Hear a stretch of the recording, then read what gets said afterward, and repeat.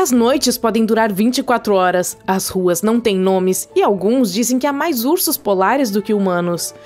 Os gatos também são proibidos, e se você conseguir chegar ali, terá de tirar os sapatos ao entrar em um restaurante ou museu. Svalbard é um grupo de ilhas norueguesas que fica nas profundezas geladas do Ártico e um dos lugares mais próximos do Polo Norte em que as pessoas podem viver. A visita requer muito planejamento com antecedência. São necessários um visto, roupas para o clima extremamente frio e um especialista local experiente para guiá-lo pela natureza selvagem. Por que não há gatos? Porque eles são considerados uma espécie invasora que pode prejudicar a vida selvagem delicada, especialmente os pássaros, que não fazem ideia de como se defender dos felinos peludos. Não há nomes para as ruas, apenas números. Esse era o costume na época em que a região estava repleta de mineiros, e eles queriam manter as coisas simples. Você poderá ver chinelos sendo oferecidos ao entrar em um estabelecimento para quem quiser tirar os sapatos. Isso também se baseia em uma prática antiga, quando os habitantes locais tiravam seus calçados sujos ao ar livre para evitar sujeira dentro de casa. Essas ilhas também abrigam o impenetrável Global Seed Vault. A construção precisa ser mantida em condições imaculadas, pois abriga cerca de 1 milhão de amostras de sementes de plantas, caso algo ruim aconteça ao nosso planeta e precisemos reconstruir nosso habitat natural. O cofre de plantas foi construído nas profundezas de uma montanha e a mais de 120 metros acima do nível do mar. Ele também foi projetado para resistir a terremotos muito fortes. Não é permitida a entrada de visitantes, mas algumas visitas guiadas levam as pessoas para bem perto de seus portões. Ao chegar a essa ilha no Pacífico Sul, você pode reivindicar um pedaço de terra e começar a construir a casa dos seus sonhos. Ela se chama Pitcairn e, da última vez que se verificou, tinha menos de 50 residentes permanentes. O clima permanece tropical durante todo o ano e a paisagem é de tirar o fôlego, mas é difícil chegar lá. Digamos que você esteja partindo de Los Angeles. Primeiro, precisará pegar um voo para o Tahiti. Em seguida, embarque em outro voo para a ilha de Mangareva, que parte apenas uma vez por semana. Ali está o aeroporto mais próximo de Pitcairn, que ainda fica a 530 quilômetros da costa. O restante da aventura precisa ser feito de barco, mas isso levará mais de 30 horas.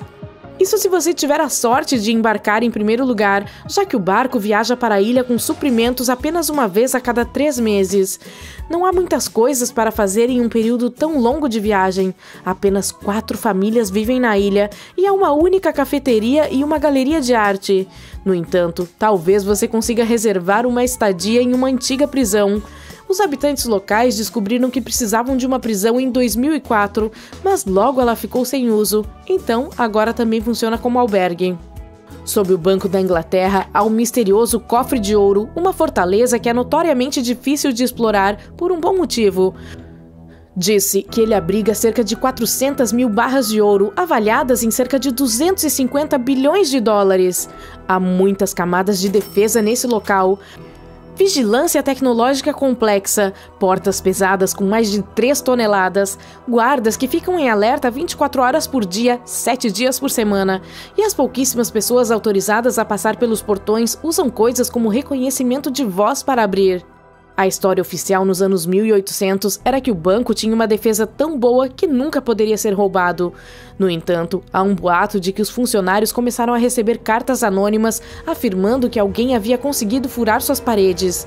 Eles deram de ombros até que se encontraram cara a cara com o culpado, um sorrateiro trabalhador do esgoto. Ele se esgueirou por baixo do piso do cofre, alegando que havia entrado depois de descobrir um dreno antigo durante os reparos. Um homem honesto, o trabalhador do esgoto nunca tocou em 1 centavo. Para sua surpresa, ele não foi punido por ter entrado. Diz a lenda que foi recompensado com o equivalente a cerca de 100 mil dólares por ter descoberto a violação de segurança. Essa construção arrojada é chamada de Farol de Tidarangar e pode ser encontrada na fria Tailândia. Compacta, está empoleirada no local mais alto de 3 pontos rochosos em um pequeno aglomerado. As ondas batem constantemente contra o penhasco, o que significa que não é possível ir de barco. Atualmente, a única maneira de chegar lá é de helicóptero. Não é um lugar aberto para turistas, mas há muitos passeios guiados de helicóptero nas proximidades que exploram seus arredores. A construção dessa edificação robusta em 1939 foi tremendamente complicada.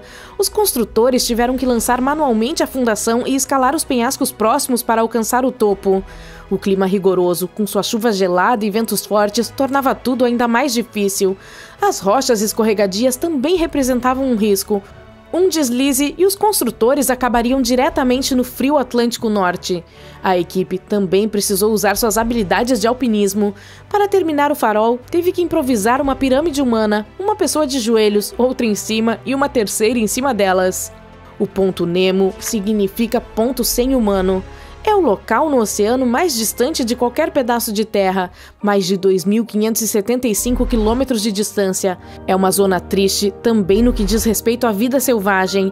Essa área no Oceano Pacífico Sul é vasta, cerca de 34 vezes o tamanho da França, mas a vida marinha não pode se desenvolver ali devido às correntes oceânicas preguiçosas. Elas não conseguem levar nutrientes suficientes para que maiores criaturas marinhas sobrevivam. Os cientistas só conseguiram ver algumas bactérias e pequenos caranguejos nessas aberturas vulcânicas no fundo do mar.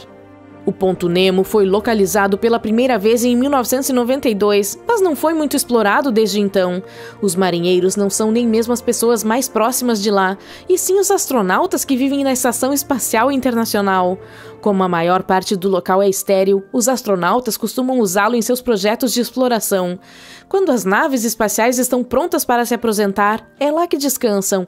É o melhor lugar para evitar danos à Terra, fazendo com que os dispositivos mergulhem no Pacífico. Com o passar dos anos, o ponto Nemo se tornou uma área de descanso para todos os tipos de máquinas espaciais, mais de 250 delas. Em 1997, o ponto Nemo também virou fonte de um som incomum ouvido por cientistas marinhos chamado de bloop. Embora as pessoas estivessem inicialmente empolgadas em associar o estranho ruído a alguma criatura oceânica perigosa e desconhecida, logo se descobriu que era produzido por um terremoto submarino. As pessoas podem passar pelo ponto Nemo? Não tão cedo. A localização exata de lá surgiu a partir do cálculo de um software especial para resolver o desafio do nado mais longo. O objetivo era conhecer o ponto no oceano global onde, se alguém caísse de um navio, estaria mais distante de qualquer terra em todas as direções. É possível que ninguém tenha passado por essas coordenadas exatas. Não se sabe de nenhuma embarcação comercial ou turística que tenha passado por ali.